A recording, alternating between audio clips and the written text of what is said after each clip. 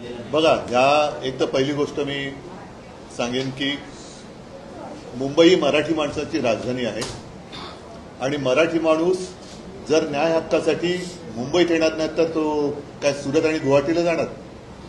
त्याच्यामुळे ही मराठी माणसाची ताकद मराठी दृष्ट्याने दिसते आहे. ही एक मोठी चांगली गोष्ट आहे. नाईलाजाने त्यांना न्याय हक्कासाठी मुंबईत यावं लागलेलं आहे.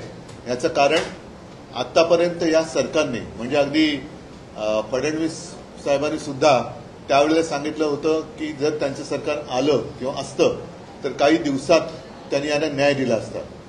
दुसरे एक आहेत, त्यांनी तर शिवाजी महाराजांची शपथ घेतली होती. तर आत्तापर्यंत ह्या लोकांना वापरून फेकून देण्यात आलं आणि वेळोवेळी असं म्हणतो ना आपण की त्यांच्या कोपऱ्याला गूळ लावण्यात आला. आता ही लोक जर का मुंबईत आली असतील तर सरकारने ताबडतोब त्यांच्याशी संवाद साधून त्यांना जो काही न्याय हक्क आहे त्यांचा तो दिला पाहिजे. पण सर, फडणवीस सतत बोलतात 2014ला आम्ही आरक्षण दिलं होतं, त्याच्यानंतर तुमचं महाविकास आघाडीचं सरकार आलं आणि हे आरक्षण तुमचं सरकार टिकू शकतं. पण आता तुमचं परत आले ना, आमचं सरकार पाडलं कशाला मग? आमचं सरकार पाडून तुमचं सरकार आणलं ना तुम्ही. म्हणून मी म्हटलं की मराठी माणूस मुंबईत येणार नाही तर काय सुरत आणि गुवाहाटीला जाणार न्याय हक्क मागण्यासाठी? तो मुंबईतच येणार, कारण मुंबई मराठी माणसाची राजधानी. मराठा समाजाला ओबीसीतून आरक्षण देणे हे तुम्हाला मान्य आहे का? ऐका, या सगळ्या गोष्टी ज्यांनी आरक्षण देऊ हे शिवाजी महाराजांची शपथ घेऊन सांगितलं होतं. म्हणजे सरकार आलं तर आम्ही 6 महिन्यात आरक्षण देऊ हे ज्यांनी सांगितलं होतं तेच लोक सरकार सत्तेमध्ये आहेत. हा प्रश्न तुम्ही त्यांना विचारला पाहिजे, कारण मी जरी काय म्हटलं तरी आज माझ्या हातात काहीच नाहीये. फडणवीस असं म्हणतायत की जरांगेंच्या खांद्यावर बंदूक ठेवून मराठा आरक्षण या विषयाचं राजकारण केलं जातं. कोण आहेत ते बघा ना. हे त्याने ते त्यांच्या पक्षामध्ये किंवा त्यांच्या युतीमध्ये जी काय आता एक घमासान चाललेली आहे हे नेमकं त्यांना ते कोणाला उद्देशून बोलले? त्यांच्या बंदुकीचा रोग कोणाकडे आहे? देवेंद्र फडणवीसांच्या. हे पहिलं त्यांना विचारा की कोणी कोणाच्या खांद्यावर बंदूक ठेवले, हे बंदूक ठेवणारे कोण आहेत? आणि मग एवढं जर असेल तर बंदूक ठेवण्यापर्यंत पाळी तुम्ही काय येऊ दिलीत? का नाही सोडत त्यांचा प्रश्न? झालं ना, आता तुम्हाला सुद्धा या नोव्हेंबरमध्ये डिसेंबरमध्ये 1 वर्ष पूर्ण होईल पुन्हा मुख्यमंत्री होऊन. पुन्हा मुख्यमंत्री झाले तरी प्रश्न का नाही सुटत? आरक्षण मुंबई सोडण्याचा न सोडण्याचा निर्धार केला जरांगे. पण म्हणूनच मी म्हटलं काय की आतापर्यंत त्यांना खूप वेळेला फसवण्यात आलं. शिवाजी महाराजांची शपथ घेण्यात आली, त्यांना आरक्षण देण्यात आलं, आरक्षण देऊ सांगण्यात आलं, पण प्रश्न कुठे हललेला नाहीये. त्याच्यामुळे ही सरकारची जबाबदारी आहे.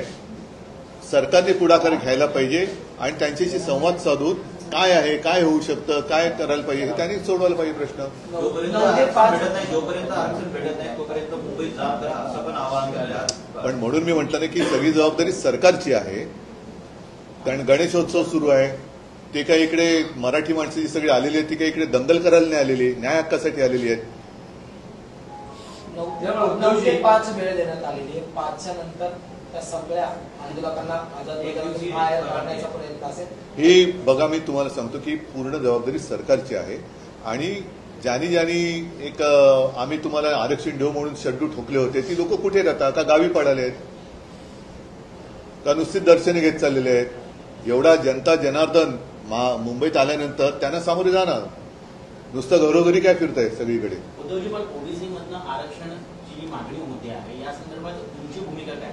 बघा, माझ्या भूमिकेला आता काहीच अर्थ नाहीये. माझं म्हणणं होतं, मी तेव्हा मांडलेलं आहे.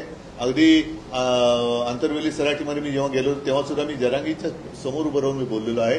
आता माझं मत असं आहे की सरकारने हा प्रश्न हाताळला पाहिजे. प्रश्न हा त्यांनी सोडवला पाहिजे. 10 जणांना त्यांच्या भूमिका विचारण्यापेक्षा तुम्ही आणि थेट आंदोलक बोला ना. केवळ गॅजेटच्या आधारावर सरसकट आरक्षण देता येणार नाही असं शिंदे समितीचं म्हणणं आहे. ते शिंदे समितीने सांगावं काय करायचं ते. उद्धवजी, यामध्ये जरांगे हे दोन्ही उपमुख्यमंत्र्यांचं कौतुक करतात आणि मुख्यमंत्र्यांवर टीका करतात. तुम्हाला आश्चर्य नाही वाटत?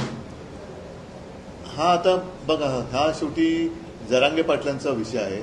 त्यांना कोणाकडनं काय काय अनुभव आले असतील तर ते त्याप्रमाणे ते बोलत असतील.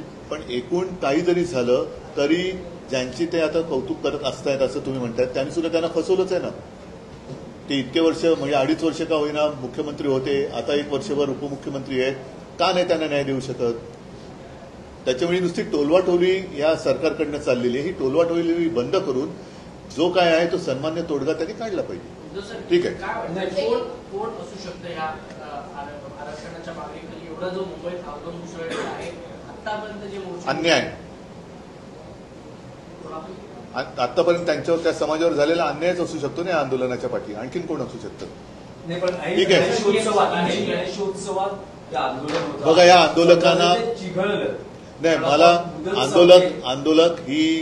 आंदोलक हे काही दहशतवादी नाही आहेत. ही मराठी माणसं आहेत.